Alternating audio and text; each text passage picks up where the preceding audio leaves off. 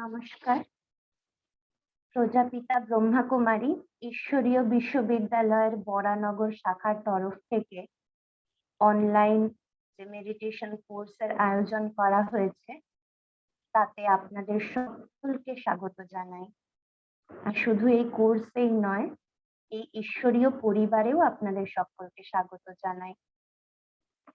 আমরা যে online course চালু করছি আজকের থেকে, তার মুখ্য উদ্দেশ্যই হচ্ছে রাজযোগ মেডিটেশন তা কি সেই সম্পর্কে জানা এবং রাজযোগ মেডিটেশন কিভাবে করব, কেন করব, সেই সমস্ত বিষয় আমরা ধীরে ধীরে আগামী কয়েকদিনে জানতে পারবো 1 ঘন্টা সময়ের বিনিময়ে। রাজযোগা মেডিটেশন সম্পর্কে আমাদের জেনারেলি একটা ধারণা আছে যে রাজযোগা মেডিটেশন মানে তো ধ্যান ধ্যান করা, জপ করা, এই যে জিনিসগুলো, এগুলোর একটা পার্টিকুলার বয়স আছে, একটা সময় আছে যেই সময় আমরা মনে করি ধর্মকর্ম করার বয়স। এখন তো আমাদের সেই বয়স হয়নি, কিন্তু যখন আমরা হঠাৎ করে বিপদের সম্মুখীন হই তখন আমরা সবাই কিন্তু ভগবানের দিকে ছুটে যাই, তাই না? তো সেই জন্য বলা হচ্ছে গাড়িতে 2 ধরনের চাকা থাকে। একটা হচ্ছে স্টিয়ার হুইল, যেটাকে স্টেফনি বলা হয়। সেটা আমরা তখনই ব্যবহার করি যখন আমাদের প্রয়োজন পড়ে, আর বাকি সময় আমাদের প্রয়োজন পড়ে না। কিন্তু আরেকটা হলো স্টিয়ারিং হুইল, সেটাও গাড়িতে থাকে, কিন্তু স্টিয়ারিং হুইল কি করে, গাড়িকে একটা সঠিক দিশায় চালিয়ে নিয়ে যাওয়ার সাহায্য করে। ঠিক সেই রকম ভাবে মেডিটেশনকে আমরা সারা জীবন ভেবে এসেছি স্পেয়ার হুইল, অর্থাৎ যখন আমার প্রয়োজন পড়বে তখন আমি রাজযোগ মেডিটেশন শিখবো বা জানবো। কিন্তু রাজযোগ মেডিটেশন এই স্পেয়ার হুইল নয়, রাজযোগ মেডিটেশন হলো স্টিয়ারিং হুইল। কারণ রাজযোগ মেডিটেশন আমাদের জীবনের একটা সঠিক দিশায় আমাদেরকে চালিত করার জন্য সাহায্য করে। সেই জন্য রাজযোগ মেডিটেশন আমাদের একদম ছোট বয়স থেকে শেখা উচিত এবং সেটা জীবনে ধারণ করা উচিত। একটা ছোট্ট গল্পের মাধ্যমে শুরু করা যাক। একজন বৌদ্ধ সন্ন্যাসী বা মঙ্ক জাপানে এক সৎসঙ্গ আয়োজন করেছেন এক ভদ্রলোক তার নিজের বাড়িতে। সেখানে সেই বৌদ্ধ সন্ন্যাসীকে ডেকে পাঠিয়েছেন, কারণ তিনি হলেন গুরুদেব।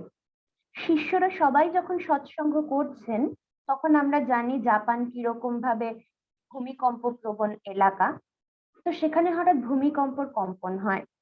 সেই কম্পনে সবাই নিয়ম মাফিক বাইরের দিকে ছুটতে শুরু করে, সেই ফ্ল্যাট থেকে বেরিয়ে যাওয়ার চেষ্টা করে। কিন্তু যিনি বৌদ্ধ সন্ন্যাসী তিনি এক জায়গায় স্থির হয়ে বসে আছেন। তো যিনি আয়োজক, তার মনে হলো যে আমার গুরুদেব বসে রয়েছেন আর আমি বাইরে বেরিয়ে যাব, সেটা শোভনীয় নয়। সেই জন্য তিনিও গুরুদেবের পাশে বসে রইলেন। ইতিমধ্যেই ভূমিকম্পের কম্পন থেমে গেছে। তখন শিষ্য গুরুদেবকে জিজ্ঞেস করছেন যে আচ্ছা গুরুদেব, সবাই যে ভূমিকম্পের সময় বাইরের দিকে চলে গেল, আপনি বেরোলেন না কেন? তখন ওই সন্ন্যাসী খুব সুন্দর উত্তর দেন। তিনি বললেন, বিপদের মুহূর্তে যখন সবাই বাইরের দিকে ছুটছিল এবং সমাধান খোঁজার চেষ্টা করছিল, সেই সময় আমি বাইরের দিকে না ছুটে অন্তরের দিকে ছুটেছি সমাধান খোঁজার জন্য।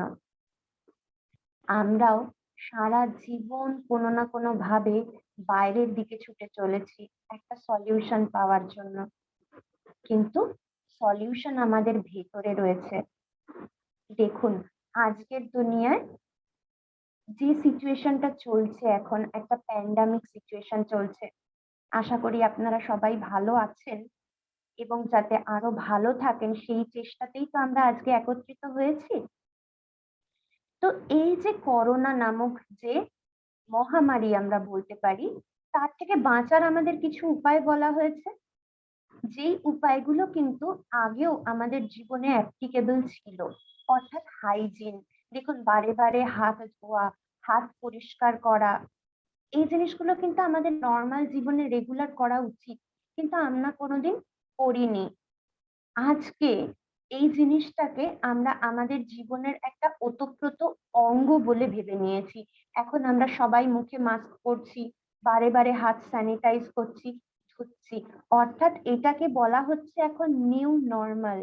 আমাদের জীবনে এটাকে আমরা শামিল করে নিয়েছি। ঠিক রাজযোগ মেডিটেশনকেও আমাদের প্রত্যেক দিনের দিনচর্যাতে শামিল করে নিতে হবে। কেন?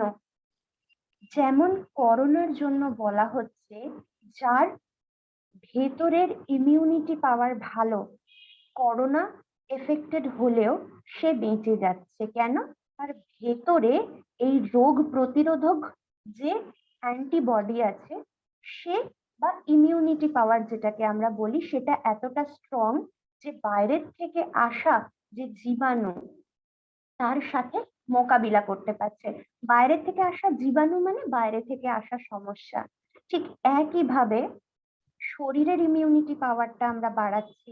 কিন্তু আজকে আমরা দেখতে গেলে আমাদের মন কষ্টে আছে। আমরা যেকোনো ডক্টরের চেম্বারে গেলে প্রেশার চেক করাই, সুগার চেক করাই, সবকিছু চেক করে জানতে পারি আমার শরীর কতখানি সুস্থ বা কতখানি অসুস্থ। কিন্তু আমাদের মনকে চেক করার জন্য কি কোথাও কোনো রকম পরীক্ষা বা টেস্টিং আছে? আমরা জানি না মন আমাদের কতখানি অসুস্থ। কিন্তু মন ইঙ্গিত দেয় যে সে অসুস্থ না সুস্থ। কিভাবে? দেখুন, আমরা বলি আজকে ডক্টররাও বলেন যে যেকোনো রোগ যেটাই আমাদের হচ্ছে সেটা মূলত সাইকোসোম্যাটিক ডিজিজ। সাইকি মানে মন, সোমা মিন্স বডি, অর্থাৎ মনের প্রভাব পড়ছে আমাদের শরীরের ওপর। আর আমরা নর্মালি কথাতেও বলে থাকি না, তুমি বেশি উত্তেজিত হয়েও না, রাগ করো না, তোমার প্রেশার বেড়ে যাবে। আমরা অনেক সময় বলি টেনশন করো না, তোমার সুগার বেড়ে যাবে। মানে আমরা জানি যে আমাদের মন আমাদের শরীরকে এফেক্ট করছে।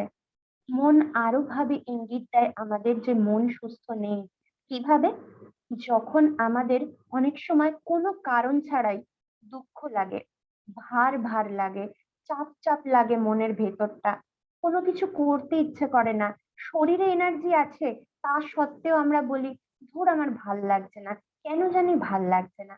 আর তখন আমরা কি করার চেষ্টা করি? মনকে ডিস্ট্রাক্ট করার চেষ্টা করি।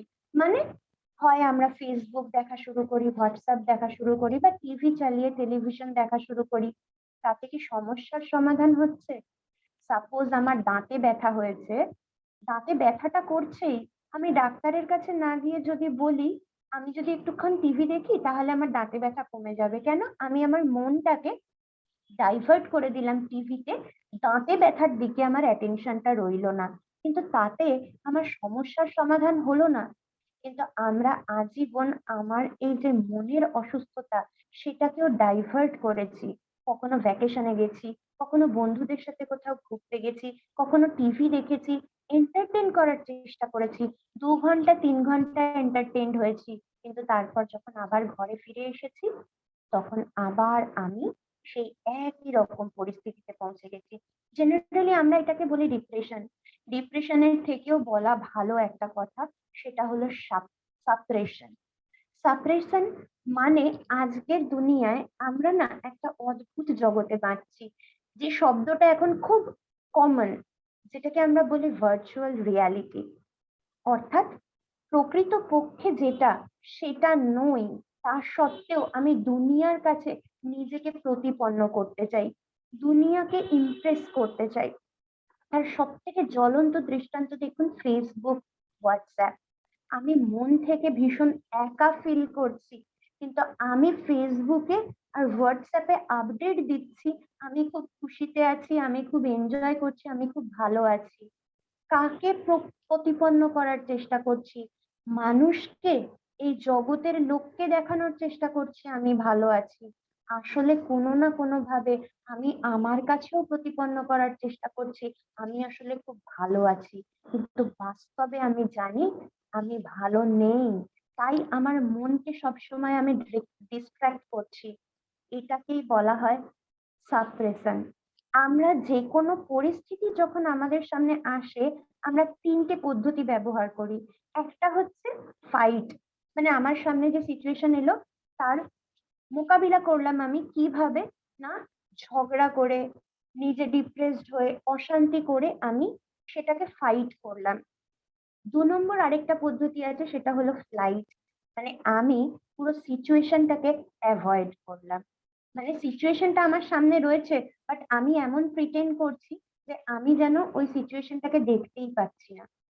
আর ৩ নম্বর হচ্ছে সাপ্রেশন। সাপ্রেশন আমরা কখন করি? ছোট্ট একটা উদাহরণ। সে ফর এক্সাম্পল, একজন নতুন মহিলার বিয়ে হয়েছে। পুরো পরিবারের সাথে তিনি রয়েছেন, একটা ঘরে একসাথে জড়ো হয়েছেন। কিছু একটা ভুল করে ফেলেছেন। শাশুড়ি সকলের সামনে বৌমাকে হয়তো একটু উঁচু গলায় বকছেন। ৩ টে অপশন, ফাইট। প্রথম অপশনটা তার কাছে নেই, নতুন বিয়ে হয়ে এসেছেন, উনি কখনোই মুখের উপরে শাশুড়িকে কিছু বলতে পারবেন না। ২ নম্বর হচ্ছে ফ্লাইট, অর্থাৎ ওই ঘর থেকে বেরিয়ে চলে যাওয়া, সেটাও করতে পারবেন না, তাহলেও দৃষ্টিকটু লাগে। ৩ নম্বর অপশন, মুখ চুপ করে ওখানে দাঁড়িয়ে রইলেন, কিন্তু ভেতরে ভেতরে তিনি গুমরাচ্ছেন। কেন? যেটা ভেতরে চলছে সেটা বাইরে এক্সপ্রেস করতে পারছেন না। সাপ্রেশন। সেই সময় আমরা কি করি? মুখে একটা মাস্ক পরে নিই, অর্থাৎ মাস্কিং। মানে আমি যা নই সেটা প্রতিপন্ন করার চেষ্টা করছি।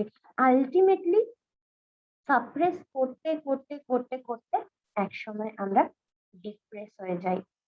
তো আমাদের আজকের মূল উদ্দেশ্যই হচ্ছে এটা খুঁজে বার করার চেষ্টা করা যে আমি কতখানি সাপ্রেস করে রেখেছি। জেনারেলি এই সাপ্রেশনটাকে আমরা অনেক সময় মনে করি সহ্য শক্তি, মানে আমি সবকিছু মানিয়ে নিচ্ছি, মেনে নিচ্ছি, সহ্য করছি। অ্যাকচুয়ালি সহ্য করা আলাদা জিনিস আর সাপ্রেস করা আলাদা জিনিস। যেটা আমাকে ভেতর থেকে দুর্বল করে দেয়, কিন্তু সহ্য শক্তি আমাকে ভেতর থেকে শক্তিশালী করে। তো এই বিষয়ে আরো জানবো, তার আগে ছোট্ট করে আমাদের সংস্থার পরিচয় জেনে নিই। এই সংস্থার পুরো নাম হলো প্রজাপিতা ব্রহ্মাকুমারী ঈশ্বরীয় বিশ্ববিদ্যালয়, যাকে শর্টে আমরা ব্রহ্মাকুমারিজও বলে থাকি।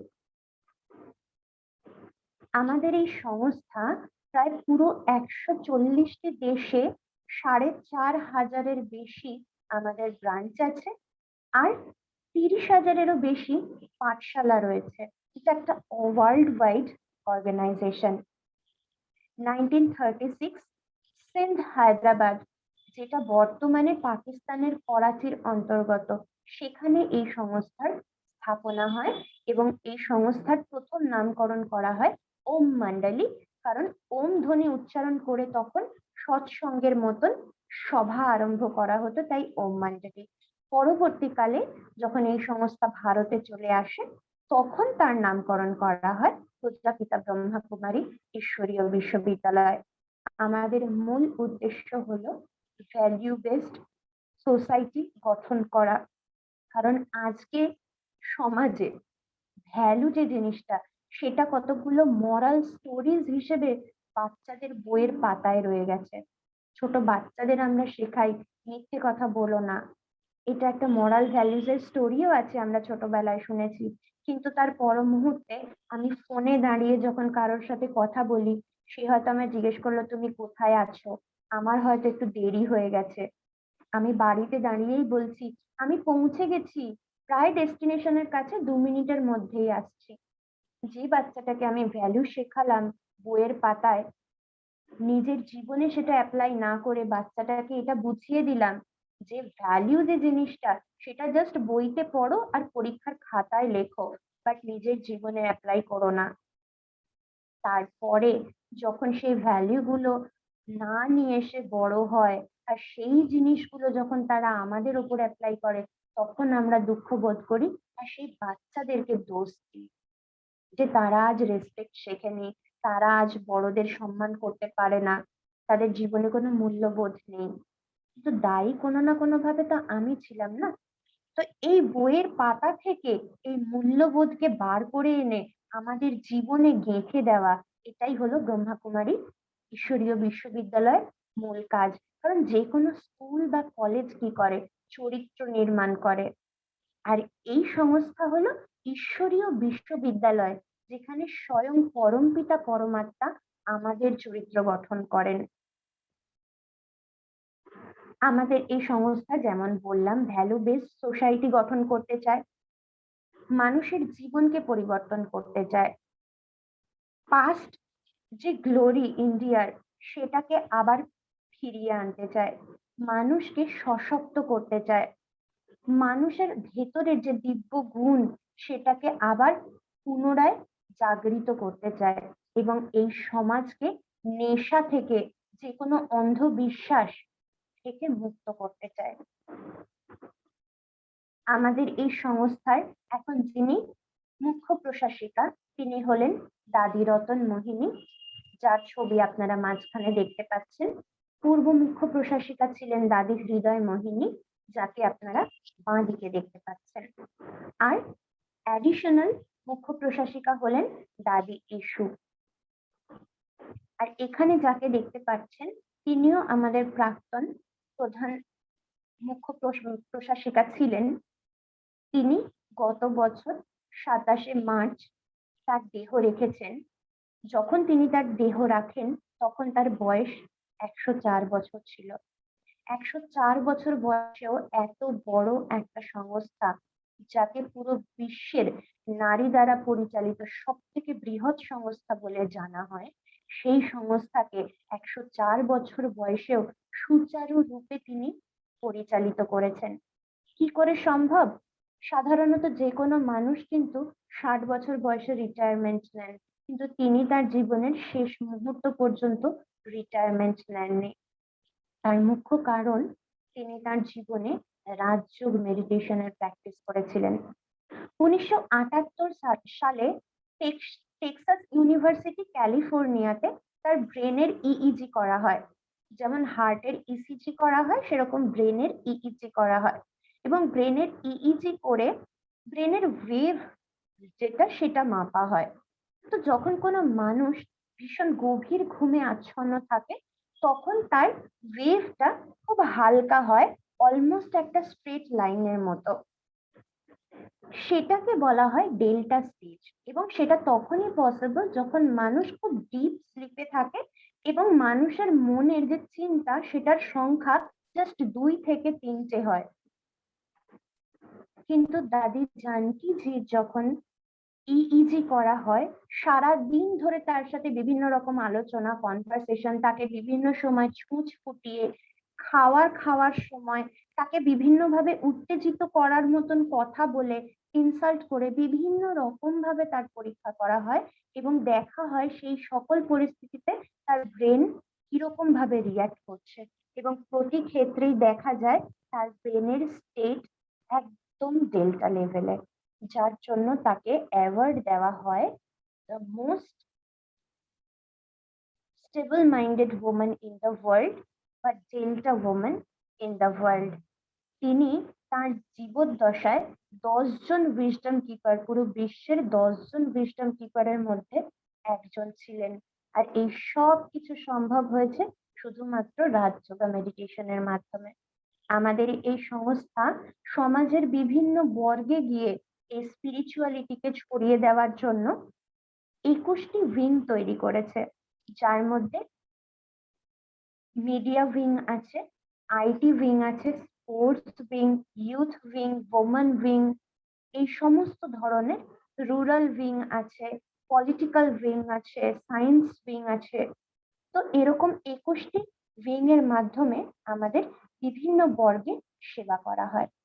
আর সেবা ভ্যালু বেসড এডুকেশন বাচ্চাদের দেওয়া, এগ্রিকালচারাল ডেভেলপমেন্ট, যে কোনো হেলথ কেয়ার, তাছাড়া ওমেন এম্পাওয়ারমেন্ট, ইউথ এম্পাওয়ারমেন্ট, পিছিয়ে পড়া সমাজের যে সকল মানুষ রয়েছেন তাদেরকে এগিয়ে আনা, সমাজে পুনঃপ্রতিষ্ঠা করা তাদের, এবং তাছাড়াও ডিজাস্টার ম্যানেজমেন্ট, এই সমস্ত, এবং সেই সঙ্গে যে নেচারের কেয়ার করা, প্রকৃতির কেয়ার করা, সেটাও আমরা করে থাকি।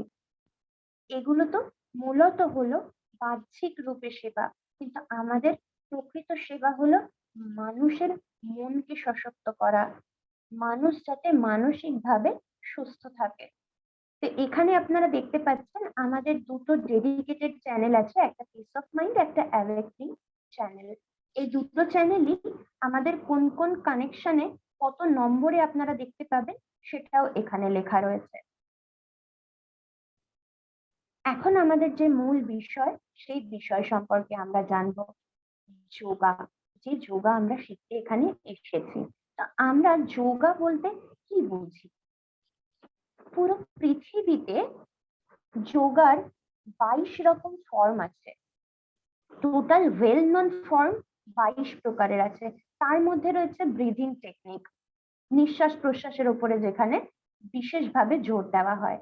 তাছাড়া ফিজিক্যাল এক্সারসাইজ তো আছেই, যেটাকে আমরা অনেক সময় হঠ যোগা বলি। তাছাড়া প্রাণায়াম আছে, এবং সেই সঙ্গে রয়েছে, অনেকে মনে করেন যে থটলেস হয়ে একদম বসে যাওয়া, তাকে ধ্যানমগ্ন স্থিতি বলে। কিন্তু থটলেস হওয়া কি একজন মানুষের পক্ষে সম্ভব? আমার মনে হয় হয়তো নয়, কারণ আমরা যখন গভীর ঘুমিয়ে থাকি তখনও কিন্তু 0 to 3 অন্তত তিনটে আমাদের মনে চিন্তা চলতেই থাকে। সেই জন্য মানুষের পক্ষে থটলেস কোনো সময় হওয়া সম্ভব নয়। আর এই বাকি যে কটা রূপ আমরা দেখলাম যোগের, এগুলো মূলত আমাদের শরীরের ওপরে ধ্যান দিচ্ছে, কিন্তু মূল যে সমস্যা সেটা তো মনে রয়ে গেছে না। শরীরের ওপরে আমি চিকিৎসা করে গেলেও মনের যদি কোনো সময় চিকিৎসা না করি, তাহলে আমরা সুস্থ হব কি করে? এখন মনের চিকিৎসা শুনলে আমরা অনেক সময় মনে করি যে আমাদের কি সাইকিয়াট্রিস্টের কাছে যেতে হবে, আমি কি তাহলে পাগল? আমাদের জেনারেলি এই ধরনের অনেক ভ্রান্ত ধারণা আছে, কিন্তু অবশ্যই নয়। মন অসুস্থ হওয়া মানে এই নয় যে আমাকে সাইকিয়াট্রিস্টের কাছে যেতে হবে। মনের যদি একটু যত্ন নিই, তাহলে মনের ইমিউনিটি পাওয়ার বাড়বে, আর মনের ইমিউনিটি পাওয়ার বাড়লে বাইরের থেকে আসা যে সমস্যা, সেই সমস্যাগুলোকে প্রতিরোধ করার মতন শক্তি আমাদের ভেতরে গড়ে উঠবে। এছাড়াও যোগের আরো কিছু ফর্ম আছে, যেমন জ্ঞান যোগা, যেখানে স্ক্রিপচার্স নিয়ে বেশি চর্চা করা হয়। তাছাড়া আছে ভক্তি যোগ, মন্ত্র যোগ, যেখানে মন্ত্র উচ্চারণের মাধ্যমে, মালা জপের মাধ্যমে যোগ করা হয়। তাছাড়া অনেকে মনে করেন কর্মই ধর্ম, অর্থাৎ কর্মযোগ। এছাড়া কুণ্ডলিনী যোগ, আরো অনেক রকম যোগ আছে, 22 প্রকারের আমি তো বললামই। কিন্তু আমরা যে যোগ এখানে শিখতে চলেছি তা হলো মূলত রাজযোগ। সেই রাজযোগ সম্পর্কে আমরা ধীরে ধীরে জানবো। এখানে দেখানো হচ্ছে মহর্ষি পতঞ্জলি, তিনি যে যোগের কথা বলেছিলেন তাকে অষ্টাঙ্গ যোগ বলা হয়। এখানে এই অষ্টাঙ্গ যোগে 8টা ব্রাঞ্চ দেখানো হয়েছে, দেখুন একটা গাছের মতন। এই 8টা ব্রাঞ্চ কি হলো? ইয়ম, নিয়ম, ধ্যান, প্রাণায়াম, প্রত্যাহার, সমাধি, ধারণা, এইরকম 8টা। তো এখানে যদি 4টে দেখি, ইয়ম, নিয়ম, আসন আর প্রাণায়াম, এটা শরীরকে ঠিক রাখতে সাহায্য করে। প্রত্যাহার, ধারণা, ধ্যান আর সমাধি, এটা আমাদের মনকে ঠিক রাখতে সাহায্য করে। তো এই অষ্টাঙ্গ যোগের এই 8টা পর্যায়ের মাধ্যমে আমরা শরীর এবং মনের ব্যালেন্স রাখছি। কিন্তু রাজযোগা মেডিটেশন এমন একটা যোগ যেটা মন এবং শরীর দুটোকেই সুস্থ করে। কারণ প্রথমে আমরা যদি মনের ওপর ধ্যান দিই, মনের প্রভাব আমাদের শরীরের ওপরে পড়ে। এখানে আমরা কতগুলো শব্দ বা অক্ষর দেখতে পাচ্ছি। এই অক্ষরগুলো কি পড়া যাচ্ছে?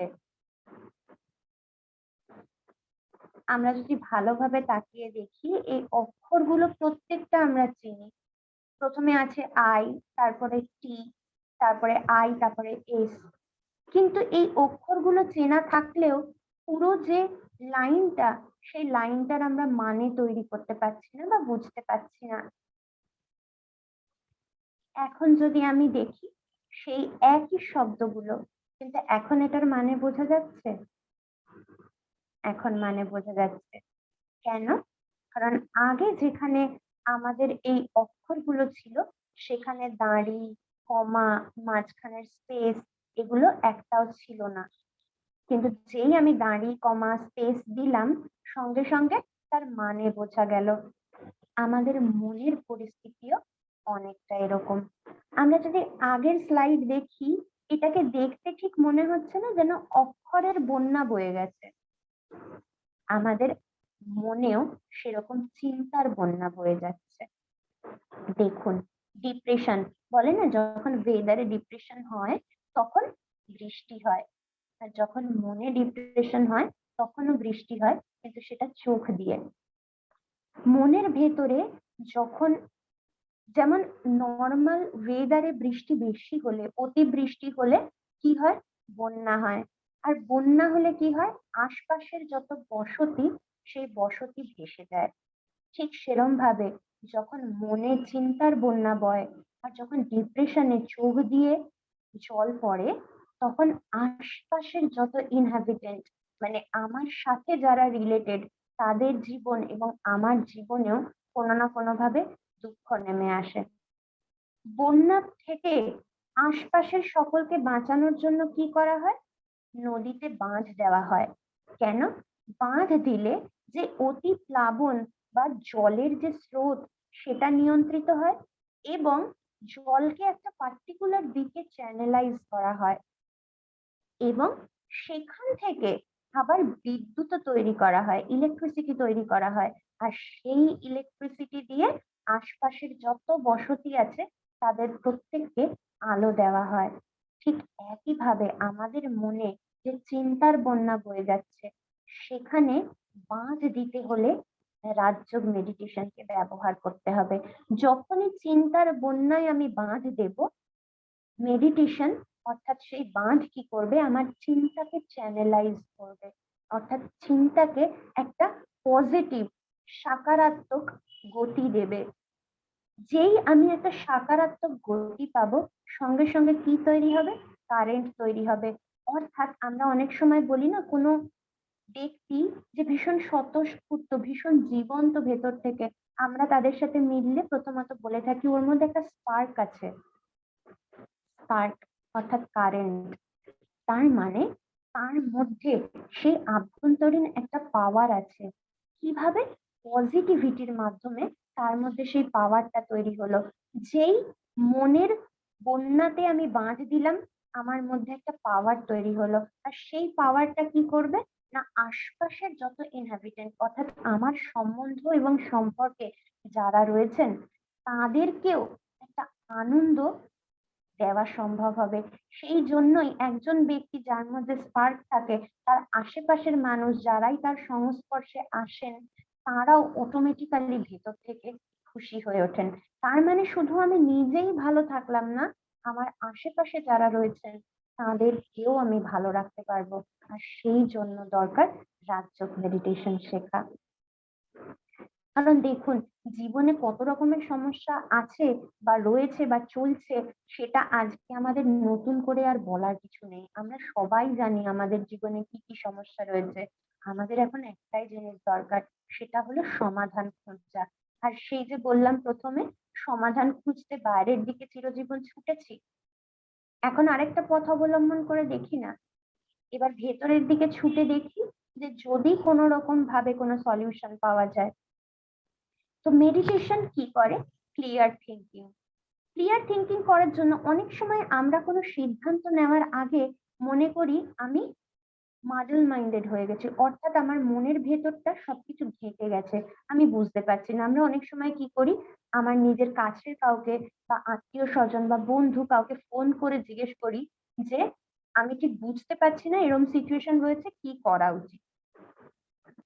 প্রথমত আমি নিজে কনফিউজড, তারপরে আমি যাদের ফোন করলাম তারা ওই সিচুয়েশনে নেই, তাদের প্রত্যেকের চিন্তা ভাবনার ক্ষমতা, বিচার ক্ষমতা সম্পূর্ণ ভিন্ন। সে তার পার্সপেক্টিভ থেকে সেটা চিন্তা করে আমাকে যে সিদ্ধান্তটা দেবে, সেটা হয়তো আমার জন্য অ্যাপ্লিকেবল নয়। ফলে কি হবে?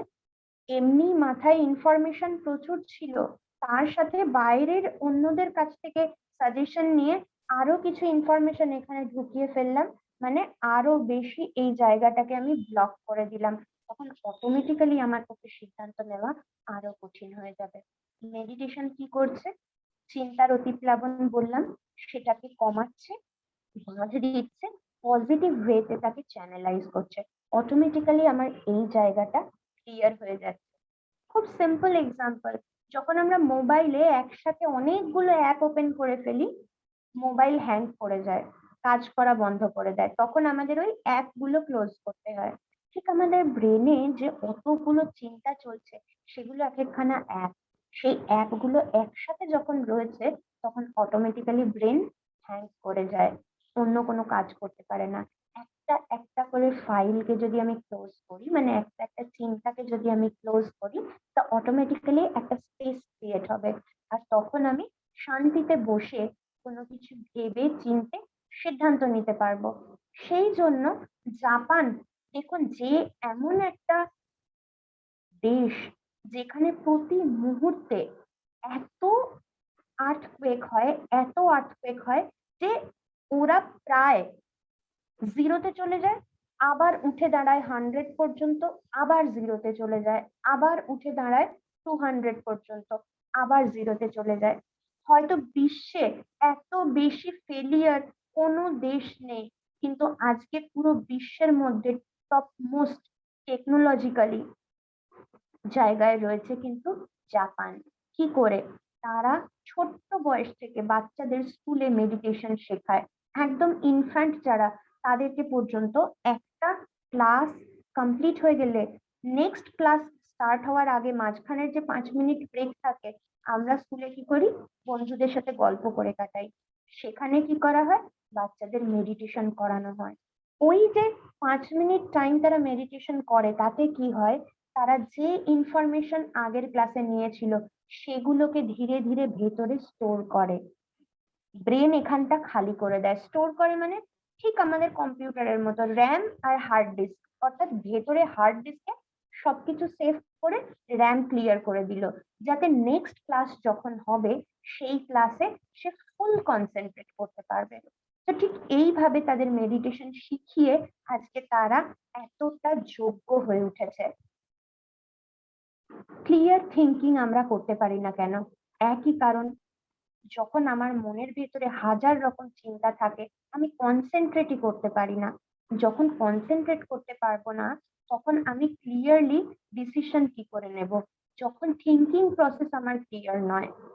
তো সেই জন্য বলা হচ্ছে মেডিটেশন, যে কোনো ডিসিশন নেওয়ার আগে যদি আমি 5 মিনিট মেডিটেশন করি, মনকে স্থির করে নিই, অটোমেটিক্যালি আমি আমার অতীত ভবিষ্যৎ ভেবে সিদ্ধান্ত নেব। বলা হয় না, ত্রিকালদর্শী হয়ে কোনো কাজ করো, মানে আমরা জেনারেলি আবেগের বশে হট করে কোনো সিদ্ধান্ত নিয়ে ফেলি, তারপরে আমি আফসোস করি, এ বাবা আমি এরকম করে ফেললাম। কিন্তু আমি যদি একটু ভেবে বিচার করে কাজ করি, সেই ভাবার টাইমটুকু আমি পাবো যদি আমি মেডিটেশন করি। অটোমেটিক্যালি এর কনসিকুয়েন্সেস গুলো কি হতে পারে, সেটা বিচার করার ক্ষমতা আসবে আমার, আর তখন অটোমেটিক্যালি আমার ডিসিশন অনেক বেশি ক্লিয়ার হবে। পজিটিভ অ্যাটিটিউড, দেখুন, আমরা আজকের জীবনে পজিটিভ যদি সত্যি করে দিনের শুরু থেকে আমরা দেখি, সকাল বেলা যখন আমরা ঘুম থেকে উঠি, আমাদের প্রথম চিন্তা কি হয়? আবার আরেকটা দিনের শুরু, কতক্ষণে যে রাত হবে, আবার এই বিছানায় আসতে পারবো, তাহলে আমি বাঁচি। ফার্স্ট থট আমাদের এরম ধরনের হয়। তারপরে আমরা পেপার পড়ি, ফার্স্টে ঘুম থেকে উঠি পেপার পড়ার অভ্যেস আছে অনেকের। পেপারের খবর কি ধরনের হয়? একটাও পজিটিভ? অবশ্যই নয়। এবার ভাবুন, নেক্সট স্টেপ, এই বাইরের জগতের যত ঘটনা আমরা আমাদের ভেতরে নিতে থাকি, অটোমেটিক্যালি আমাদের অ্যাটিটিউড বদলাতে থাকে। কি করে? দেখুন, আগেকার সমাজে মানুষের কাছে মোবাইল ছিল না, বাড়ি থেকে দূরে দূরে যেতে হতো, মানুষের কাছে সেরকম ভাবে ট্রান্সপোর্টেশনও ছিল না। সকালে গিয়ে বিকেলে হয়তো, কিংবা রাত্রির বেলা, কিংবা পরের দিন তারা ফিরতেন, তবু বাড়ির লোক কত নিশ্চিন্ত থাকতেন। আর আজকে আমাদের বাড়ির থেকে বাইরে যদি কেউ বেরোন কোনো সদস্য, তো 5 মিনিট বাদে বাদে আমরা তাকে ফোন করি, কখনো যদি সে ফোন তুলতে না পারে, আমরা ১ম এ এটা ভাবি না যে হয় ফোনের ব্যাটারি চলে গেছে বা সে বিজি আছে। সবার আগেই আমাদের মাথায় আসে কিছু হয়ে গেল না তো? আজকে যে এই করোনার কালে আমরা রয়েছি, প্রতি মুহূর্তে আমরা একটা ভয়ের মধ্যে বাঁচছি। প্রতি মুহূর্তে ভাবছি, আমার হবে না তো? আমার পরিবারের কারোর হবে না তো? তো এটা কি পজিটিভ অ্যাটিটিউড? অবশ্যই নয়। ঘুম থেকে উঠে আমরা যখন ১ম কারোর সাথে কথা বলি, সবার আগে সকালে কি বলি? Hi, hello. আজকাল এটা ট্রেন্ড না? কিন্তু আমরা তো ভারতবর্ষের। এবার হাই শব্দটাকে যদি বাংলায় অনুবাদ করি বা হিন্দিতে অনুবাদ করি, হাই শব্দের মানে কি? আমি ভেতর থেকে কষ্ট বোধ করছি। হায়, হায় করছি। আমরা আজকে মজার ছলে একজন কারোর সাথে দেখা হলে বলি, "কেমন আছো?" এই কেটে যাচ্ছে। অনেক সময় আমরা এটাও বলি, "কেটে যাচ্ছে, রক্ত বেরোচ্ছে না।" খুব ভাববার বিষয়, এই কথাটা কিন্তু ছেলে খেলা বা হাসির নয়। প্রকৃতপক্ষে কেটে যাচ্ছে মানে প্রতি মুহূর্তে আমি ভেতর থেকে ক্ষতবিক্ষত। আর ভেতরের যে ক্ষতটা সেটা বাইরে থেকে দেখা যায় না বলে আমরা এটা বলি যে রক্ত বেরোচ্ছে, মানে কেটে যাচ্ছে কিন্তু রক্ত বেরোচ্ছে না। কারণ আমরা দেখতে পাচ্ছি না তো ইনজিউরিটা কতটা ডিপ, কারণ রক্ত চোখের সামনে দেখতে পাচ্ছি না। তাই ক্ষতের গভীরতাটাও আমরা বুঝতে পারছি না। সেটাকে omit করে চলেছি। এবার মনে করুন যখন আমাদের হাতে কেটে যায়, তখন যদি সেটার সঠিকভাবে ট্রিটমেন্ট না করি, খোলা ঘা ছেড়ে দিই, তাহলে কি হওয়ার সম্ভাবনা? সেপটিক। মনের যে কাঁটাগুলো, মনের যে ক্ষতগুলো, সেগুলোকে ওপেন উন্ড হিসেবে আমরা ছেড়ে দিই। সেটার ট্রিটমেন্ট করাই না, অটোমেটিক্যালি সেপটিক হতে থাকবে। তাতে কি হবে? আশপাশের কারোর কোনো ক্ষতি হবে না, ক্ষতি আমার হতে থাকবে। আমি ভেতর থেকে দুর্বল হতে থাকবো। তো পজিটিভ অ্যাটিটিউড শেখায় আমাদের রাজযোগা মেডিটেশন। সেই জন্য আমাদের সংস্থায় বলা হয়, নজরিয়া বদলো তো নজারা বদল জায়েগা। অর্থাৎ দৃষ্টিভঙ্গি পাল্টাও। আমরা যাবতীয় যা কিছু দেখছি আমাদের চোখের দ্বারা, সবকিছু নির্ভর করছে আমাদের দৃষ্টিভঙ্গির ওপরে। সেই জন্য রাজযোগ মেডিটেশন আমাদের পজিটিভ অ্যাটিটিউড শেখায়। ফোকাস। জেনারেলি আজকে সব বাচ্চা এবং তাদের মা বাবারাও অনেক সময় আমাদের কাছে কমপ্লেন করে থাকেন যে বাচ্চারা ভীষণভাবে হাইপার অ্যাক্টিভ। এক জায়গায় বসে একটা কোনো কাজ করতে পারে না, কনসেন্ট্রেট করতে পারে না, ফোকাস করতে পারে না। দেখতে গেলে আমরা বড়রাও আজকাল ফোকাস করতে পারি না কোনো কিছু। আমরা আজকে মাল্টিটাস্কিং করতে পারি না। আগেকার দিনের মায়েরা, দিদারা কতগুলো কাজ একসাথে করতেন। আমরা এখন একটা মোবাইল যদি হাতে থাকে, তো মোবাইলের ভেতরে এতটাই ঢুকে যাই যে পাশের থেকে কেউ ডাকছে, আমরা অনেক সময় ওটা খেয়ালই করে উঠতে পারি না। ২ বার ৩ বার হয়তো ধাক্কা দেওয়ার পর হুঁশ আসে, হ্যাঁ আমাকে বোধহয় কেউ ডাকছে। এই ফোকাস জিনিসটা কি? তার উপরে আমরা একটা ছোট্ট এক্সপেরিমেন্ট করব। সবাই একটুখানি শির দ্বারা সোজা করে বসার চেষ্টা করব। আমি কতগুলো কথা আপনাদের বলবো, যেটাকে শুনে আপনারা সেটাকে কল্পনা করার চেষ্টা করবেন, ভিজুয়ালাইজ করার চেষ্টা করবেন। এবং তারপরে যখন এই সেশন শেষ হয়ে যাবে, তখন আপনারা কমেন্ট বক্সে বা আপনাদের মাইক ওপেন করে নিজের অনুভবও বলতে পারেন এবং আপনাদের যদি কোনো প্রশ্ন করার থাকে তাহলে সেই প্রশ্ন করতে পারেন। তো সবাই স্থির হয়ে বসবো। যদি চোখ বন্ধ করতে ইচ্ছে করে চোখ বন্ধ করে নিতে পারেন, তাহলে আপনার কল্পনা করতে সুবিধে হবে। প্রত্যেকে নিজে যেখানে বসে আছেন সেখানেই বসে কল্পনা করুন যে আপনি আপনার সিট থেকে উঠে গেলেন, চেয়ার হোক, সোফা হোক বা খাট হোক, যেখানেই আপনি বসে আছেন সেখান থেকে উঠে দাঁড়াচ্ছেন। ফিজিক্যালি কেউ উঠে দাঁড়াবেন না, জাস্ট কল্পনা করুন যে আপনি দাঁড়াচ্ছেন। আস্তে আস্তে ছাতের দিকে যান। বা ঘরের ব্যালকনি বা ঘরের জানলা, যার যে স্থান পছন্দ সেই স্থানে গিয়ে দাঁড়ান।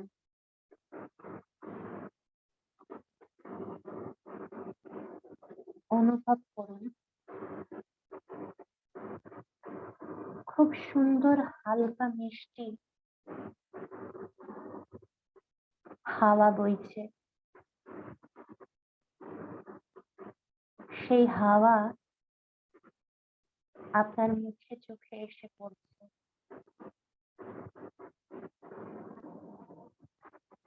আপনার চুল হালকা হালকা উড়ছে।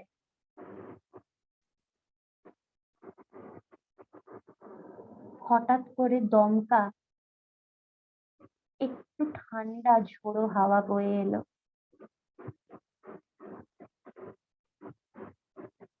আপনার গায়ে কাঁটা দিয়ে উঠলো। প্রত্যেকটা রোম খুব সজাগ হয়ে গেছে।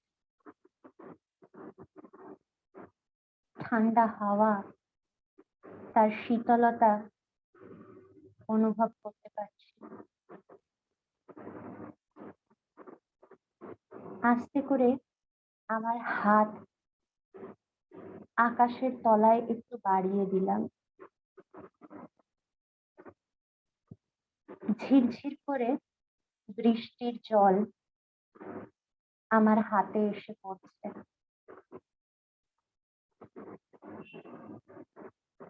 ছোট্ট ছোট্ট ফোঁটা, ঠান্ডা ঠান্ডা। সেই বৃষ্টির জল আমি আলতো করে আমার মুখে ছোঁয়ালাম। ঠান্ডা হাতের স্পর্শ আমার মুখে। ভেতর থেকে একদম ফ্রেশ লাগছে। এত গরমের মধ্যে এক ফোঁটা বৃষ্টি। মনটা ভেতর থেকে আনন্দে ভরে গেছে। একটা দীর্ঘ নিঃশ্বাস নিন।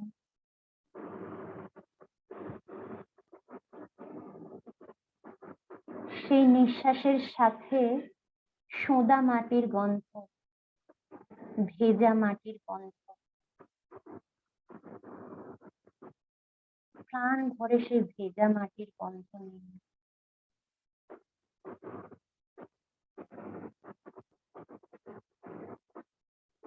ভেজা মাটির গন্ধ নিয়ে, হাতে বৃষ্টির স্পর্শ নিয়ে ধীরে ধীরে আবার ফিরে আসুন যে স্থানে আপনি বসেছিলেন সেই স্থান।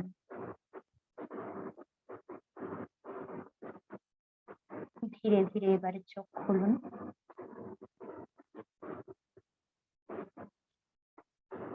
এই যে 2-3 মিনিট সময় আমাদের মনে আর কোনো চিন্তা চলেছে? যে কথাগুলো আমি বলছিলাম শুধু সেই কথাগুলো বাদ দিয়ে আপনাদের মনে কি আর কারোর অন্য কোনো চিন্তা চলেছে? আপনারা সেটা চ্যাট বক্সে লিখতে পারেন। আমি আশা করি অন্য কোনো চিন্তা আপনাদের চলেনি। কেন দেখুন, মন এবং আমাদের যে ইন্দ্রিয়গুলো, ইন্দ্রিয় ইন দ্য সেন্স দেখুন আমাদের যেটা বাইরের সেন্সুয়াল এক্সপিরিয়েন্স, যেমন নিঃশ্বাস নিয়ে আমি সোঁদা মাটির গন্ধ নিলাম, নাক ইন্দ্রিয়, এই সেন্সটাকে আমি ইউজ করলাম। বৃষ্টির যে ছিটে আমার উপরে এসে পড়ছে সেই ঠান্ডা অনুভূতিটা আমি নিলাম। বৃষ্টির আওয়াজ আমি শুনতে পেলাম। মানে প্রত্যেকটা ইন্দ্রিয়কে আমি একটা কাজে লাগিয়েছি, সেই সঙ্গে আমার মন এবং বুদ্ধিকেও সেই একই জায়গায় লাগিয়েছি। অর্থাৎ ইন্দ্রিয় এবং আমার মন বুদ্ধি এই সকলকে যখন আমি এক জায়গায় করি, দ্যাট ইজ কল্ড ফোকাস। এই যে এক্সপিরিয়েন্সটা আপনারা করলেন, এটা টাইপ অফ মেডিটেশন, যেটাকে বলা হয় এক্সটার্নাল জার্নি, বাইরের দিকে যাওয়া। কারণ আমি আমার জায়গা থেকে বেরিয়ে আমার আশপাশের যে জায়গাটা একই স্থানে বসে কিন্তু আপনারা সবাই অনুভব করেছেন। আমাকে পরে এটাও জানাবেন যে কারা কারা প্রকৃতপক্ষে সোঁদা মাটির গন্ধটা পেয়েছেন, হাতে বৃষ্টির যে জল সেটার অনুভব, মুখে যে ঠান্ডা বৃষ্টির জল নেওয়া হাত আমি মুখে লাগালাম, সেটা কারা কারা অনুভব করেছেন। এই টোটাল জিনিসটাকে ফোকাস বলে। তো আমি যদি ছোট বাচ্চাদের পড়তে বসার আগে কি মেডিটেশন সেই জিনিসটা শেখাই, তাহলে অটোমেটিক্যালি তাদের ইন্দ্রিয়, মন, বুদ্ধি সব এক জায়গায় ফোকাস হয়ে যাবে। অটোমেটিক্যালি কনসেন্ট্রেশন পাওয়ার বেড়ে যাবে, পড়াশুনো তাদের ভালো হবে। এবং আমাদেরও যে কোনো কাজ আমি যদি স্ক্যাটার্ড অবস্থায় করি, মানে মন আমার চতুর্দিকে ছড়িয়ে রয়েছে, সেই অবস্থায় আমি যে কাজটা করব সেটা করতে আমার হয়তো 1 ঘন্টা লাগবে। আমি যদি একাগ্রভাবে সেই কাজটা করি, অনেক সময় 20 মিনিটের মধ্যে সেই কাজটা হয়ে যায়। তো মেডিটেশন আমাদের টাইম ম্যানেজমেন্টও শেখাচ্ছে, টাইম ম্যানেজ করতে পারছি কারণ আমি যে কোনো কাজ কনসেন্ট্রেশনের সাথে করছি। তারপরে বলা হচ্ছে এবিলিটি টু রিল্যাক্স। আজকে দেখুন আমরা 7-8 ঘন্টা ঘুমাচ্ছি যদিও রাত্রে, কিন্তু পরের দিন সকালবেলা যখন অ্যালার্ম বাজে তখন মনে হয় আর 5টা মিনিট ঘুমালে হতো না, আর 5টা মিনিট পরে উঠছি। আজকে আমরা ঘরে রিল্যাক্স ভাবে থাকছি, বা যারা আইটিতে বা বড় বড় অফিসে কাজ করি আমরা সবাই, দেখুন এসি ঘরে বড় জায়গায় সারাদিন চেয়ার টেবিলে বসে কাজ করছি, বাট বাড়িতে আসার পরে কি বলি, আমি ভীষণ ভাবে এক্সস্টেড। আমাদের থেকে কিন্তু সেই সব মানুষ এক্সস্টেড বেশি যারা সারা দিন রোদ্রে বৃষ্টিতে ভিজে পুড়ে মাটি কোপানোর কাজ করছেন, আমাদের বাড়ি তৈরি করার কাজ করছেন। তারা বেশি পরিশ্রম করছেন শারীরিক ভাবে, কিন্তু তাদের দেখুন তারা যখন বাড়ি ফিরে আসে, তারা খায় দায় বিছানায় যায়, 1 সেকেন্ডও লাগে না তারা কিন্তু ঘুমিয়ে পড়েন। কেন? কারণ ফিজিক্যালি তারা এক্সস্টেড হলেও মেন্টালি এক্সস্টেড নন। আমরা ফিজিক্যালি কোনো কাজ করিনি, কিন্তু মেন্টালি এতটা এক্সস্টেড কারণ মনকে আমরা ভেবে নিয়েছি সে প্রচুর পরিশ্রম করেছে। আর যেই মন ভেবে নিল আমি প্রচুর পরিশ্রম করেছি, শরীরে তার এফেক্ট পড়ে। দেখুন মন কখনো না কল্পনা আর বাস্তবের মধ্যে পার্থক্য করতে পারে না। কি করে? সে ফর এক্সাম্পল এখন যদি আমি সকলকে বলি ফুচকার কথা, আমি 5 মিনিট ধরে জাস্ট ফুচকার কথা ভাববো, আচারের কথা ভাববো, টক জিনিসের কথা ভাববো, আমার জিভে জল চলে আসে। আর যখন ওই খাবারটা খাই তখনও আমার জিভে জল আসে। বডির রিয়াকশন সেম। একটাতে আমি সত্যিকারের খেলাম, একটাতে আমি শুধু কল্পনা করলাম, বডি কিন্তু সেম ভাবে রিয়াক্ট করলো। ঠিক একই ভাবে আমাদের পরিবারের মা বোনেরা কি করেন, তারা সবসময় একটা কমপ্লেন করেন না, সারা জীবনে সংসারের বোঝা ঠেলতে ঠেলতেই আমাদের জীবন গেল। একটু ভেবে দেখার বিষয়, বোঝা ঠেললে আমাদের কোথায় কোথায় কষ্ট হয়? ঘাড়ে, পিঠে, কোমরে, হাঁটুতে। মায়েদের সব থেকে বেশি প্রবলেম কোথায় কোথায় থাকে আর্থারাইটিসের? ঘাড়ে, কাঁধে, পিঠে, কোমরে, হাঁটুতে। মন কল্পনা বাস্তবের মধ্যে পার্থক্য করতে পারেনি, মন ভেবে নিয়েছে বোঝা বইছে, তাহলে সেরমই রিয়াক্ট করি আমি। অটোমেটিক্যালি শরীরের রিয়াকশন কি হলো? বোঝা বওয়ার যে এফেক্ট গুলো, সেই এফেক্ট গুলো বেরিয়ে এলো। সেই জন্য মন এক্সস্টেড বলে 8 ঘন্টা ঘুমানোর পরেও মনে হচ্ছে আর 5টা মিনিট শুলে ভালো হতো। কেন? এই 8 ঘন্টা যে আমি শুয়েছি, আমার ব্রেন 1 সেকেন্ডের জন্য রেস্ট পায়নি। শরীরের যতটা রেস্টের দরকার ছিল শরীর নিয়ে নিয়েছে, কিন্তু ব্রেন, এখানে চিন্তার বিরাম নেই, চিন্তা চলেইছে। অটোমেটিক্যালি ব্রেন যেহেতু 1 সেকেন্ডের জন্য রিল্যাক্স হয়নি, তাই আমাদের সকালবেলা উঠে মনে হচ্ছে আমি এক্সস্টেড, এখনো রিল্যাক্স হইনি। মেডিটেশন অটোমেটিক্যালি চিন্তার সংখ্যা যখনই কমিয়ে আসে, তখনই দেখবেন, আমরা যদি যখন মেডিটেশন করাই আমরা আমরা নিজেরা প্র্যাকটিক্যালি দেখেছি এমন ভদ্রলোকও যারা বলেছেন যে তারা 11 বছর ধরে মেডিসিন নিয়েও রাত্রিবেলা ঘুমাতে পারেন না, তিনি 15 মিনিটের মেডিটেশনে পুরো গভীর ঘুমে চলে গেছিলেন। এবং তিনি নিজে উঠে এক্সপিরিয়েন্স নিজে শেয়ার করেছেন যে আমি ঘুমিয়ে পড়েছিলাম, গত 11 বছর পর আমি ঘুমালাম। কেন? কারণ ব্রেন রিল্যাক্স হয়েছে ওনার, চিন্তার সংখ্যা কমেছে, শান্তিতে ঘুমিয়েছেন। যখন আমি সুস্থভাবে খাবো এবং সুস্থভাবে ঘুমাবো, রেস্ট আমার প্রপার হবে, আমি অটোমেটিক্যালি সুস্থ হয়ে যাব। এখন তো আমাদের রেস্টই হচ্ছে না, ভালোভাবে ঘুমাতেই পারছি না রাত্রিবেলা। সেই জন্য ইনসোমনিয়া হয়ে যাচ্ছে মানুষের। মেডিটেশন করে সেটা থেকে আমরা মুক্তি পেতে পারি। উইদাউট মেডিকেশন সুস্থ থাকার একমাত্র উপায় হলো মেডিটেশন। এরপর বলা হচ্ছে স্ট্রেস ফ্রি জোন। আমরা আজকের দুনিয়ায় বলি টেনশন করাটা ভীষণ ভাবে দরকার। একটা ছোট বাচ্চা পরীক্ষার আগের দিন যদি সে মজায় আনন্দে খুশিতে থাকে, আমরা বাচ্চাটাকে বলি, কিরে তোর টেনশন হচ্ছে না, কালকে তোর পরীক্ষা? একটু ভাবার বিষয় দেখুন, একটা ছোট বাচ্চা, সে জানেই না টেনশন কি, সে নিজের উপরে এতটা কনফিডেন্স যে সে ভালোভাবে পড়াশোনা করেছে, পরীক্ষায় পাশ করে যাবে। তাকে আমি শেখাচ্ছি কি টেনশন করাটা স্বাভাবিক, কালকে তোমার পরীক্ষা, তুমি টেনশন করছো না কেন? এবার সে যখন বড় হয়ে প্রকৃতপক্ষে টেনশন করবে, তখন আমরা বলি কি আমার বাচ্চাটার বড় টেনশন, বলি কত ওকে টেনশন না করতে। আরে আমিই তো শিখিয়েছি তাকে। তো টেনশন জিনিসটা কি, আমরা ফিজিক্সে ছোটবেলায় পড়েছিলাম, tension is equal to pressure divided by power. আজকে tension is equal to power টাকে উড়িয়ে দিয়ে আমরা tension is equal to pressure বানিয়ে ফেলেছি। মানে বাইরের থেকে যা কিছু প্রেশার আমার মধ্যে আসছে, সেটা is equal two tension. Actually তা নয়। যখন এই প্রেশারটাকে আমি পাওয়ার, অর্থাৎ আমার ইনার পাওয়ার দিয়ে ডিভাইড করে ফেলবো, তখন tension is equal two zero হয়ে যাবে। তো অটোমেটিক্যালি আমার ইনার পাওয়ার যখনই বাড়তে থাকবে, আমি স্ট্রেস ফ্রি হয়ে যাব। তো সেই জন্য আমরা যেটা আজ থেকে মেনে নিয়েছি আজীবনের জন্য, যে স্ট্রেস টেনশন এটা খুব ন্যাচারাল, খুব নর্মাল, একদমই নয়। নর্মাল হচ্ছে পাওয়ার, আমার ইনার পাওয়ার। যখনই ইনার পাওয়ার আমার থাকবে, সঙ্গে সঙ্গে স্ট্রেস, টেনশন, ডিপ্রেশন এগুলো সব চলে যাবে। দেখুন প্রত্যেকটা মানুষের কিন্তু ইনার পাওয়ারের উপর ডিপেন্ড করে, যেমন ইমিউনিটি পাওয়ারের উপর ডিপেন্ড করে কেউ বেশি অসুস্থ হন, কেউ কম অসুস্থ হন। কারোর প্রত্যেক সিজনে সিজনে ফ্লু হয়ে যায়, কিন্তু কারোর কারোর ইমিউনিটি পাওয়ার এত বেশি থাকে যে সে শীতকালেও আইসক্রিম খেয়ে গায়ে কোনো সোয়েটার না দিয়ে ঘুরে বেড়াচ্ছে, কেন? তার ভেতরের ইমিউনিটি পাওয়ার আলাদা। তো ঠিক একই ভাবে, একই ঘটনা, দেখুন একটা কোনো অফিসে বস হয়তো 5 জনকে একই প্রজেক্টের জন্য একই রকম ভাবে বকা দিয়েছেন বা ইনসাল্ট করেছেন, 5 জনের কিন্তু 5 রকম রিয়াকশন হবে। কেউ উড়িয়ে দেবে, কেউ বলবে আজকেই লাস্ট, আমি এখনই রিজাইন দিয়ে বেরিয়ে যাব। কিসের উপরে ডিপেন্ড করছে এটা? সিচুয়েশন সবার জন্য সেম ছিল, কিন্তু একজনের ভেতরের পাওয়ার এক এক রকম হওয়ার জন্য এক একজনের সিদ্ধান্ত এক এক রকম হয়ে গেল। তো সেই জন্য ইনার পাওয়ারটাকে আমরা যখনই মেডিটেশনের মাধ্যমে বাড়িয়ে ফেলবো, টেনশন, প্রেশার এগুলো চলে যাবে। তো সেই জন্য বলা হচ্ছে যে আমাদের মনকে চার্জ করে মেডিটেশন।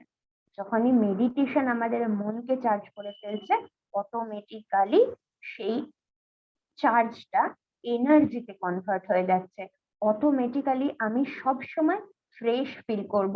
আর মেডিটেশনকে এই জন্য বলা হয় কনসাস স্লিপ, কারণ আমি 8 ঘন্টা ঘুমিয়েও ব্রেনকে যতটা না স্থির করতে পারছি, আমি জাস্ট 15 মিনিট 1 ঘন্টার মেডিটেশনে ব্রেনকে এতটা স্থির করে ফেলতে পারি যে আমার ব্রেন ডেল্টা স্টেজ অর্থাৎ গভীর ঘুমের স্থিতিতে চলে যায়। কিন্তু আমি কিন্তু জেগে থাকি, সেই জন্য এটাকে বলা হয় কনসাস স্লিপ। সেই জন্য মেডিটেশন করলে 5 মিনিট বা 10 মিনিট করলেও আমাদের ভেতর থেকে রিফ্রেশড লাগে, রিল্যাক্সড লাগে। মেডিটেশন আমাদের কি করে, আমাদের অ্যাটিটিউড পাল্টায়, যেটা আমি আপনাদের আগেও বলছিলাম। আমরা জেনারেলি কি করি, থিঙ্ক অ্যান্ড রিয়াক্ট, অর্থাৎ কোনো সিচুয়েশন আমাদের সামনে এলে আমরা চিন্তা করি এবং সঙ্গে সঙ্গে রিয়াক্ট করে ফেলি। রিয়াক্ট কথাটাকে কিন্তু পজিটিভলি দেখা হয় না, আমরা বলি রিয়াক্ট মানে হচ্ছে হঠাৎ করে কোনো কিছুর আবেগের বশে কোনো কিছু করে ফেলা, তাকে রিয়াক্ট করা বলে। মেডিটেশন আমাদের কি শেখায়, এই শব্দটাকে পাল্টে দেওয়া হয়েছে, জাস্ট থিঙ্ক নয়, রিথিঙ্ক। নর্মালি চিন্তা করলাম, কিন্তু মেডিটেশন করে ব্রেনকে ক্লিয়ার করে আবার করে পুনরায় বিবেচনা করলাম। পুনর্বিবেচনা করার পর যে সিদ্ধান্ত নিয়ে আমি কাজ করব সেটা হবে অ্যাক্ট, রিঅ্যাক্ট নয়। কারণ যখন আমি রিঅ্যাক্ট করি তখন আমার ডিসিশন ভুল হয়, যখন আমি অ্যাক্ট করি তখন আমার ডিসিশন প্রপার হয়, সঠিক হয়। তো রাজযোগ মেডিটেশন কি করছে? Healthy mind and body, healthy mind আর বডি মিলিয়ে হেলদি হিউম্যান বিইং। দেখুন, হিউম্যান বিইং শব্দটাও আমরা যদি আলাদা করে ব্যবহার করি, একটা হচ্ছে হিউম্যান আর একটা হচ্ছে বিইং। হিউম্যান হলো শরীরটা, আর বিইং হলো আমাদের মেন্টাল হেলথ বা মাইন্ড যেটাকে বলতে পারি, বা বিইং কাকে বলে সেই বিষয়ে আমরা আগামীকাল আরো ডিটেলে জানবো। কিন্তু এখন আমরা যেটা জানছি সেটা হলো মাইন্ড অ্যান্ড বডির যে প্রপার ব্যালেন্স, সেই ব্যালেন্সের মাধ্যমে একজন হেলদি হিউম্যান বিইং হওয়া যায়। তো সেটা রাজযোগ মেডিটেশনের দ্বারা সম্ভব। রাজযোগ মেডিটেশন কি? রাজ কথাটার অর্থ হলো, রাজ মানে রাজা, সব যোগের যে রাজা তাকে বলা হয় রাজযোগা বা রাজযোগ। 2 নম্বর হলো রাজ, যদি হিন্দিতে বলি সিক্রেট, আর যোগ মানে হচ্ছে communication. The secret of communication হলো রাজযোগ। তো সিক্রেট অফ কমিউনিকেশন জানতে গেলে আমাদের সবার আগে জানতে হবে যে কমিউনিকেট কে করবে, কমিউনিকেট কার সাথে করবে, এবং কমিউনিকেট কিভাবে করবে। এই 3টে প্রসেসই আমরা পরের যে সেশন গুলো আছে সেই সেশন গুলোতে জানতে পারবো। 2 নম্বর রাজযোগ মেডিটেশন কি করে? নিজের ওপরে সেলফ কন্ট্রোল শেখায়। স্বরাজ্য অধিকারী, সেলফ মিস্ট্রি, এই জিনিসটাকে শেখায়, নিজের উপর কন্ট্রোল করা শেখায়। আজকের দিনে আমরা সবসময় বলি না, আমি এটা বলতে চাইনি বাট বলে ফেলেছি, আমি এরকম করতে চাইনি বাট করে ফেলেছি, আমি ওটা দেখতে চাইনি বাট দেখে ফেলেছি। মানে আমাদের নিজের উপরে কন্ট্রোলই নেই। ছোট্ট এক্সাম্পল, যেমন আমরা ফেসবুক হোয়াটসঅ্যাপ রাত্রিবেলা শোয়ার আগে করতে বসে ভাবি জাস্ট 10 মিনিট আমি ফেসবুকটা দেখে নিই আপডেটটা, আমি মোবাইলটা রেখে দেবো। 10টার সময় আমি 10 মিনিট বলেছিলাম, যখন ওই 10 মিনিটটা কমপ্লিট হয় তখন আমি ঘড়ির দিকে তাকিয়ে দেখি অলরেডি 12টা বেজে গেছে। সেলফ কন্ট্রোল নেই। 3 নম্বর হলো Rajyoga meditation union with supreme, যেটা আমরা পরবর্তী সময়ে জানবো কার সাথে এবং কে কমিউনিকেট করবে। আর লাস্ট হচ্ছে এই রাজযোগা মেডিটেশন পুরোটাই ডিপেন্ড করছে থট, অর্থাৎ চিন্তার উপরে, কোয়ালিটি অফ আওয়ার থটস। তো আমরা আজীবন প্রতিদিন সকালবেলা যখন বাড়ি থেকে বেরিয়েছি তখন এটা ভেবেছি যে কোন ড্রেস পরে বেরোলে আমাকে সুন্দর দেখাবে, কিন্তু কোনোদিন বাড়ি থেকে এটা ভেবে বেরোয়নি কোন চিন্তা করলে আমাকে ভেতর থেকে সুন্দর দেখাবে। চিন্তার উপরে কোনোদিন অ্যাটেনশন দিইনি, যা এসেছে মনে তাই ভেবেছি, কারণ আমি মনে করেছি এটা আমার রাজত্ব, এখানে অন্য কেউ প্রবেশ করতে পারবে না। অতএব আমি যা ইচ্ছা তাই আমার মনের ভেতরে করে গেলেও বিশ্বের কাছ থেকে আমি সেটা লুকিয়ে রাখতে পারি, কারণ এটা আমার মনের আভ্যন্তরীণ রাজত্ব। কিন্তু আমি যা চিন্তা করি সেটা শুধু আমাকে নয়, আমার আশেপাশের লোককে নয়, পুরো বিশ্ব, এমনকি ক্লাইমেট, প্রকৃতি, সবার উপরে প্রভাব ফেলে, যেটা সম্পর্কে আমাদের কোনো ধারণা নেই। তার ছোট্ট এক্সাম্পল, যখন কোনো মানুষের সাথে আমার প্রথম পরিচয় হয় এবং আমরা বলি first impression is the last impression, কাউকে দেখে আমার মনে হয় এর সাথে আমার পটবে না, আপনি দেখবেন সত্যি সারা জীবন তার সাথে আপনার পটবে না।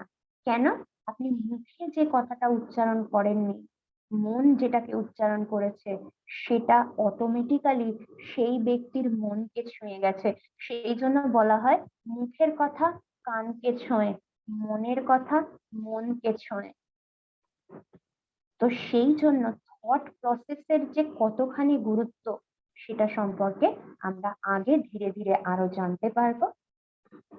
সেই জন্য রাজযোগ মেডিটেশন আমরা ধীরে ধীরে একটা একটা করে, এই যে রাজযোগ মেডিটেশন অর্থাৎ যোগের যে রাজ বা সিক্রেট, তার একটা একটা করে লেয়ার আমরা নেক্সট সেশন গুলোতে আনফোল্ড করব।